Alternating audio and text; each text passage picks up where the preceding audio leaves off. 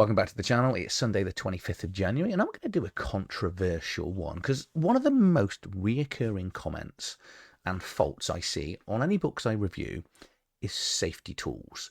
And whenever I include or read out the fact there's safety tools in this game, my comments, several people go, I'm just not buying it. I'm out.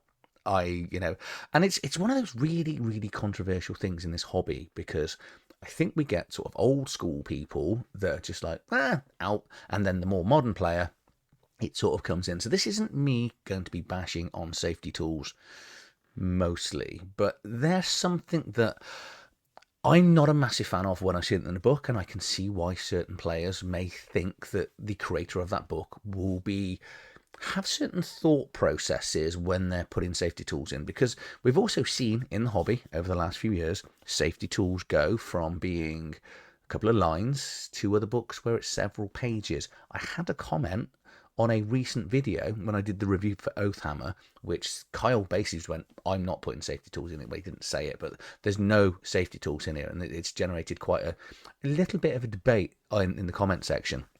But someone's commented in there, he owns, or they, I should say they own, because I don't know, that they own a book with safety tools and it's a solo role-playing game. How crazy is it that a solo book needs to include safty tools? Because that's kind of, I suppose, yeah, you could argue that maybe you could run it as a GM-less game for a group of people, but it's one of those strange ones. I'm just going to put it right at the start. I have never not bought something because it's got safety tools, but I've been away for the last few days. I was up in Leeds it's like our Christmas party, but we do it in January.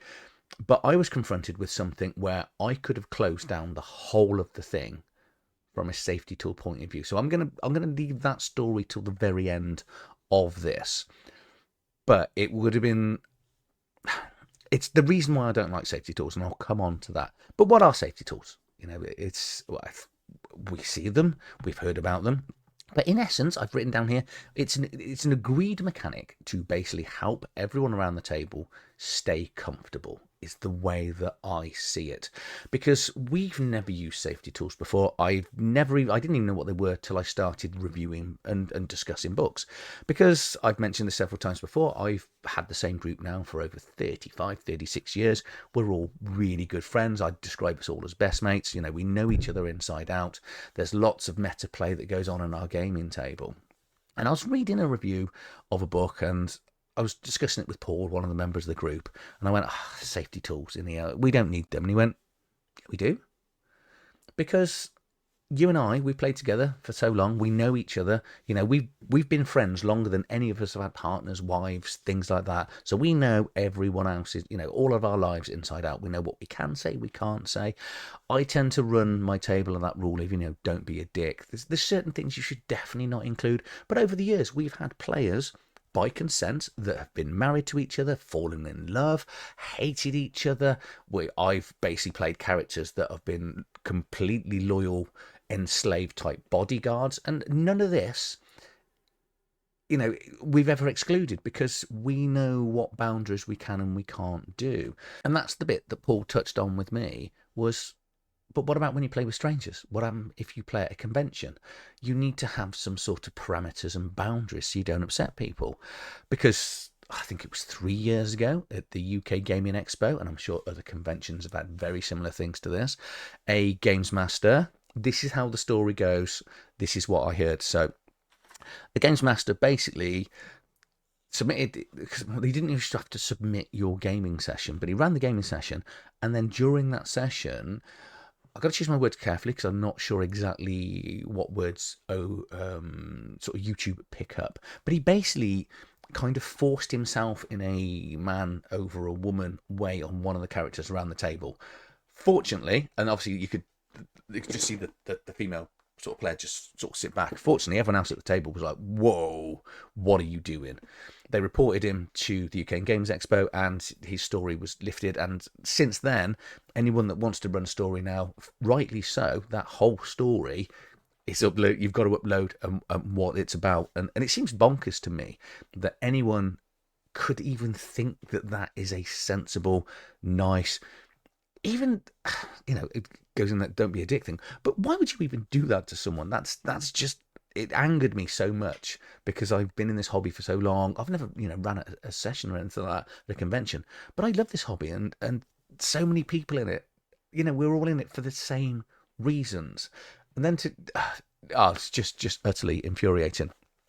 But that's really what Paul got back to. And he was like, it stops things like this coming on. So, in essence, what are the safety tools that are in there? The main one I see is the X card, which is someone holds up an X or puts their hands up because a topic is discussed, and we need to sort of just stop the play.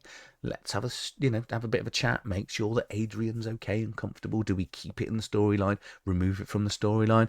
Do you have an open door policy where if something that the player doesn't like, they can just get up and go? I think one of the most common ones, and possibly the one that we use now, is becoming very popular since I think it was 5th edition that sort of talked about this, which was the session zero. You sit down, you talk about the idea of what's going on, what parameters and stuff that you can do. But we always use it in a very different way. Our session zeros tend to just go, this is the sort of story we've got. These are the sort of characters that I'd like. Do all the characters know each other beforehand? Or, are you coming together and that's forming part of the party? And these are the mild themes that are going on. So if I'm running something that's based in like the realms of Hal, I think the player should automatically know from there the type of game you're going to get. There will be the sort of torturing type things. There may be acts of extreme violence and stuff that's going to come in. But again, I'm doing this for my long-term really good friends. But since starting this channel, we've started doing a lot of live plays on the channel. Unfortunately, I must say, I've never had anyone that's run a live game. I've never vetted any of the games or the plots of anyone that's ever run a live session. And when I've done my live sessions, this is how my session zeros go. So this is pretty much the extent of my safety tools. And I would just sit down, ask for any expectations that we've got. I will lay down the adventure and say that the type of characters. But I'll then ask the players, is there any topic based on the information I provided that you are totally uncomfortable talking about? Because I think that's the most important thing, because you want to sit down ultimately and everyone just have fun and enjoy it. And as much as I sort of say I don't really have safety tools, which I don't, there is an element of I want everyone to have fun.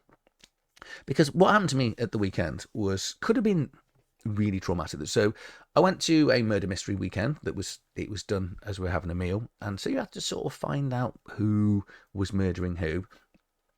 And during that session, so everyone, if you followed my channel, you're on my Discord, I lost my dog at Christmas. He died in my arms, and it was incredibly traumatic for me, but you just have to get on with things. And during this session, there was a bit about a dog dying, and then on the wall there was, because one of the people worked at a bereavement place for if you've lost a pet, and I was I'd had a few drinks, so I was reading it, and I was like, okay, I suddenly now feel a little bit uncomfortable. But I'm also in a room of 32 of my colleagues that are all invested in a game. They're all having fun. And I turned to one of my best friends in the practice because she clocked it as well. And she saw me. And she went, "Are you all right?" And I went, "Well, I've got to be, because everyone else is still having fun. I'm a little bit uncomfortable because it's bringing back a bit of a traumatic memory, and I don't think the alcohol necessarily. But I didn't stop the game because I don't think it's in my capacity to stop everyone else's fun because something that may upset me. I say may, it did upset me, if that makes sense.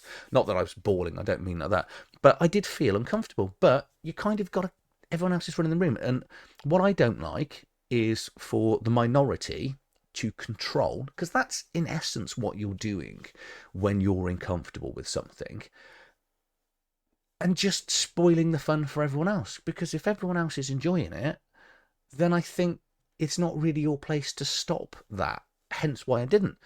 And that's really how I run my games and how I want my players to run the games. You know, if I'm running the game and every 5 minutes someone's going, excuse me, Adrian, I don't like the fact that you've talked about slavery was in, just happens to be in there. Let's say you're running something like Dark Sun and they go, I don't like the slavery. You're thinking this probably isn't the game for you. But that should have been sort of signed off in session 0, which is why we now, you know, even say as the group, we had the session 0. But if someone was constantly interrupting my game, saying, you know, I'm not comfortable with this because, oh, you know, I'm a vegetarian. I don't like the fact they're eating meat around the table. You know, monkey brains in Indiana Jones, the Temple of Doom.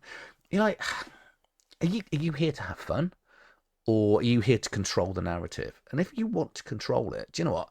Let's swap seats, and then you can control and play in that world.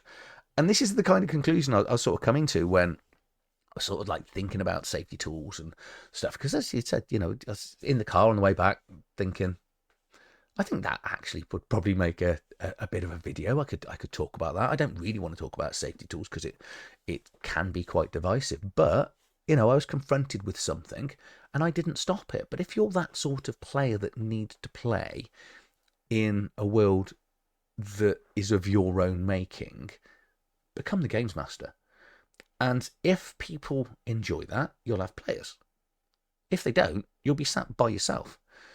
Now, my advice would be, and you get this with psychologists and anyone else. So if you're scared of something, which, you know, a lot of us are scared of having our feelings hurt in public because no one really likes that because it's, you know, it can be uncomfortable.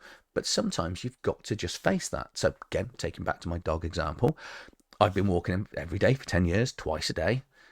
And the day after he died, I still carried on walking because I was scared that I don't leave. It's the only time of the day I leave the house. You know, I work from home, YouTube's from home, and I kind of just need to keep walking. So I do the same route every day that I would have done with my dog, only once a day. I'm not, you know, it's quite nice to have a little bit of time back. I mean that in the nicest of ways. But you kind of got to, you know, it's like if you're scared of spiders, you can either stay being scared of spiders for your whole life, or why not slowly start bringing spiders into your life? As I say, I'm not saying that you shouldn't have safety tools and you should be aware of something. You know, if someone's gone through something really traumatic and you're aware of it, make sure it's not in your game. But if you're not aware of it and they bring it up, you know, talk to the player, I think, genuinely, and, you know, find out what's going on. But the other thing I find hard is if you are going to go down this route and check it, not everyone is also comfortable telling you their exact life story, which potentially is what you're going to get when you get to that session 0. But I'm going to leave it with, right, this is an amazing hobby and you will meet incredible people. You'll meet different people. And I think today's people we find it very hard to sit around a table with someone that's got a different belief to you, be that football team, religious belief, definitely political belief. But leave that to us. Just leave it to one side. You know, I used to have this when I used to go to the dojo.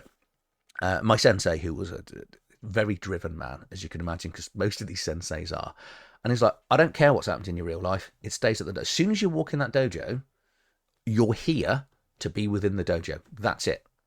If you want to talk about your real life, you want to bring your problems in here, don't come to that session. You're here to train. You're here to help everyone else train and help everyone else enjoy the time on the mat. That, to me, is what role-playing is. We are here to help everyone else enjoy it. Now, if you're going through a tough time, you know, I think most people have been through traumatic things in the time. I'm currently going through some quite traumatic stuff in my life. But this is the one thing that has kept me normal. If normal is the right word. But I just think, I say, just don't be a dick. There are certain things you shouldn't bring up, and if it upsets someone, let them have the little bit of the time out. But I honestly say to you as a player, if you're going to constantly interrupt me and you don't like the way the story's going, go and train in a different dojo, because And I'm going to leave it there. You know, what tools do you allow at your table? Have you actually seen any improvements in the play or the play style from people from actually allowing safety tools to be there? Really interested on that one, because I haven't seen any improvements adding safety tools. But yeah, so that's my little bit of thoughts on safety tools. I hate them. I wouldn't not buy a game just because it's in there. I think other people should hopefully not judge someone based on the safety tools, because you can just ignore it. But I do think, don't be a dick and try to make sure that everyone's having fun at the table. So if you've enjoyed this video, let me know down in the comments below your thoughts on this, and I'll see you on the next one. Thank you for watching.